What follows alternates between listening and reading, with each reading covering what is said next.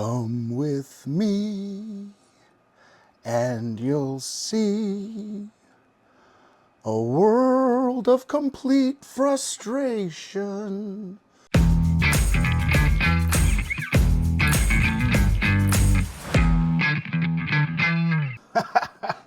Sorry, I just couldn't resist. For those of you on the channel who don't watch the shorts, I'm going to do a quick compilation of my night the other night trying to get those chrome fork covers off the sanctions of the CB160 from 1966.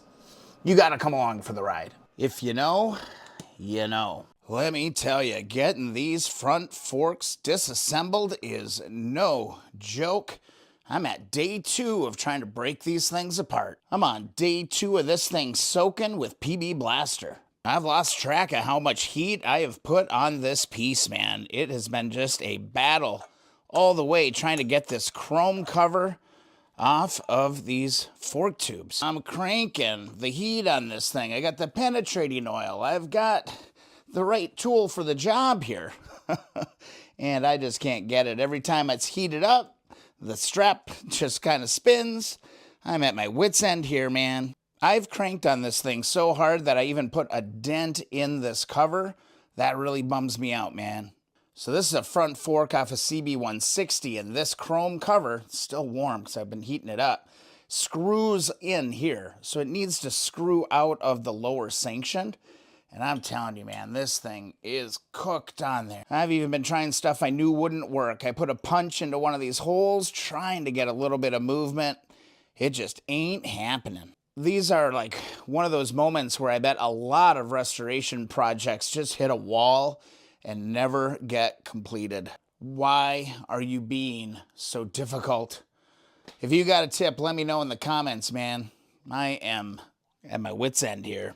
I have even gotten crazy and went with crazy leverage with a pipe on this thing. And still, nothing, man. This is just one of those days, man. This was like, oh, I got a little bit of time. Maybe I'll pop these forks apart, get to work on this. No way. Not budging. They're both this way. I even gave up on this one. Went and got the other one, started working on that. I guess my only option is to, get it sitting vertical. And I'll hit it with some more PB Blaster tonight, heat it up, hit it with more PB Blaster, and this is just going to be a multi-day thing. One thing is for sure, I'm not going to let this defeat me. I'm going to move on to something else here for a little bit. This is just one of those days in the shop. Let me know in the comments, man. I'm serious. I need some freaking ideas. I'm out. I can't put vice grips on it because it's chrome.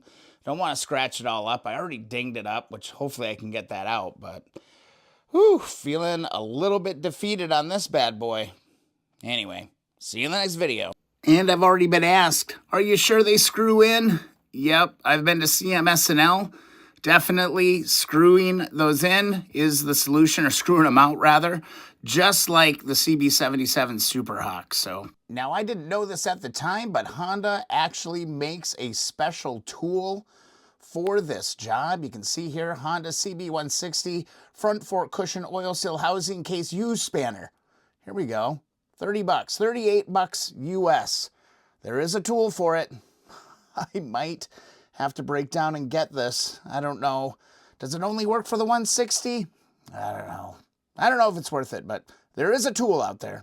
I'm loving the suggestions that are coming in here. Somebody made a really nice note about these holes. I actually had tried this. I took a shock wrench and I went and ground it down a little bit to make the tab fit inside of these little holes. What I was hoping to do would be able to get enough torque on it, but what just happened there? So what happens, it flips out. These are so shallow that it just doesn't work out. Here's a good look at these little holes that are in question. You would think, you'd be able to get that to work out. Apparently there is a Honda tool that'll allow you to do it, but I actually broke the first one. It just completely sheared off. So I grabbed another one, tried it again, but again, it just goes boop, and it pops right out every time I tried. So I'm just going to keep hitting it with the penetrating oil and heat. Let's see if we get lucky. Well, a little update. This is what my night's going to consist of. Is trying to squeeze as much of the penetrating oil into these little chrome covers. And we're just going to let this thing sit, man.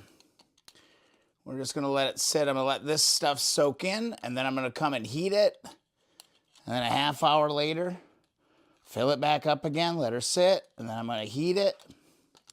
And that's all I got. That's the only idea I've got. Please, please soak into there. Soak down all the way into there. Please, please. Let's get the cycle going again. Do another heat run. I'm going to hit this chrome area because that's what I really want to expand. So I'm just going to heat this for a while, let her cool off, and then hit it with some more penetrating oil, and just keep doing this all night. Maybe we'll get lucky. I don't know. You can definitely see when you're heating the part, the penetrating oil is moving around in the groove there. So hopefully that means it's working its way down on the piece. This is the only play I got right now is patience, patience, patience. So I was using PB Blaster, but I've had a few comments now coming in saying that this Croyle penetrant is the ticket. So I've never tried this stuff, but you know, when wrenchers say, Brian, use this stuff, I believe them. I'm going to believe them. I'm going to pick some up. And next time I get into a pinch like this, Croyle, you're up. I'm still at it over here. Applying penetrating oil, letting that seep in, and hoping that we can get lucky here tonight. All right, let's get back to some heat. Let's get this stuff bubbling up. Work its way in there. Come on, buddy. Come on, little buddy. Patience, man, this is a tedious freaking process. It is what it is. I'm not gonna lie, there were some points during this whole process where I got a little bit violent with things, did some things maybe I shouldn't have, put some scuffs in the covers, things like that. Eventually, patience is what won the day. I'd say I've got that pretty hot at this point. Still working on these darn forks, man. Just gonna be patient, let the deep creep in heat do its thing. All right, we've gone through, I mean, at least 8 cycles of heat and tapping and applying penetrating oil. I'm ready to give this a go. Let's give it a go before bed. Let's get this thing on here. It's cooled down enough. When this thing is hot, it's like you can't do anything with it. So let's get into it here. Let's get this wrench on here. Pull this thing. Oh, come on, come on, come on, come on. Oh, yeah, I think we got it, guys. Oh, we got it. There's one. Oh, my God. There we go. Oh, boy, I had to put my back into that. I almost blew my shoulder out doing that. But here we go. That thing is coming out now. Boom. One down. Holy buckets. So yeah, just a little proof, man. Yeah, it's threaded in here. And man, did that take a lot of effort. Let's hope we get lucky on the second one too. This would be awesome to go to bed tonight knowing that these are on their way apart at least. All right, stay tuned. Let me tell you, getting that first one apart really gave me a kind of a burst of energy or a little bit of hope, all right? I spent over 4 hours working on these things that night, and all I had to do was do it one more time. All right, we got the first one good, and this one, I think I'm ready to give it a try. I'm gonna lay my glove down in my vise, and the tricky thing about this, man, is trying not to mar up these surfaces, right? That's the hard part. So I got my glove in here. Let's open up the vise. And you got to keep everything from spinning. This is another little lesson I learned. Check this out. Luckily, we do have a little bit of a stop here. I was really struggling with being able to clamp it hard enough. And then you'd be working it and the thing would slide around. And then it would hit here. So On this one, I'm just going to jam that in there, crank up the vise, and now it can't go any further to the left. One bad thing is all that oil makes these surfaces really, really slick. So getting this kind of rubber wrench over that, it can just be, it's impossible sometimes. And I'll just show you here. So it's pretty hot yet right now. So when you put this on there, it's just, no matter how hard you go, that rubber just slides around on it. So you gotta wait till it's cool. Another little thing I've been doing too is just tapping these threads a little bit. All right, got the wrench on it. Let's give it a nice firm tug here.